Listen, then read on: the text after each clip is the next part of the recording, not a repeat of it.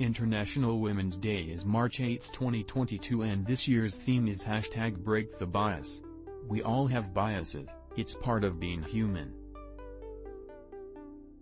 Our collective biases can show up in the cultures and systems that contribute to gender inequities. Gender bias and gender stereotypes are so deeply entrenched in our culture that people of all genders fall into gender pitfalls, says Rachel Thomas, co-founder and CEO of LeanIn. OptionB. For example, most of us tend to underestimate women's performance and are more likely to challenge women's competence, even in their area of expertise. The research on feedback during performance reviews finds that women are more likely to be criticized for their personal style as compared to men. When you take all of that together, the result is that women are less likely to get tapped for that first critical promotion up into manager, which means at every other level there are fewer women to promote.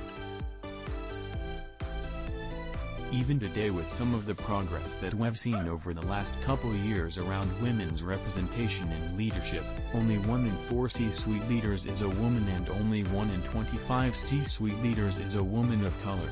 Here are some common biases that show up for women at work, and ideas on how.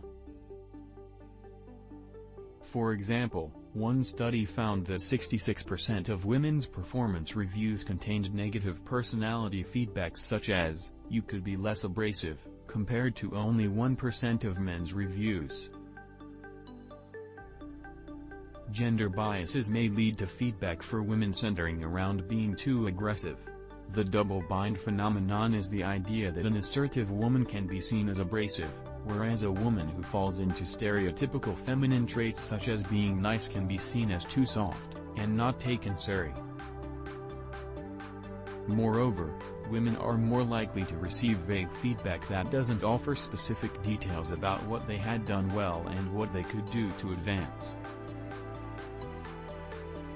To break the bias, take the ambiguity out of performance reviews to create less room for bias to creep in, such as by creating scorecards or rubrics that define the criteria for assessing employees' performance. Base them on the role-specific goals or metrics for success. This better prompts managers to provide evidence to illustrate whether or not an employee met expectations, rather than relying on gut reactions.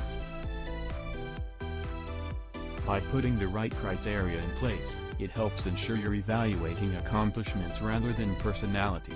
#BreakTheBias. The Motherhood Penalty. The motherhood penalty is real.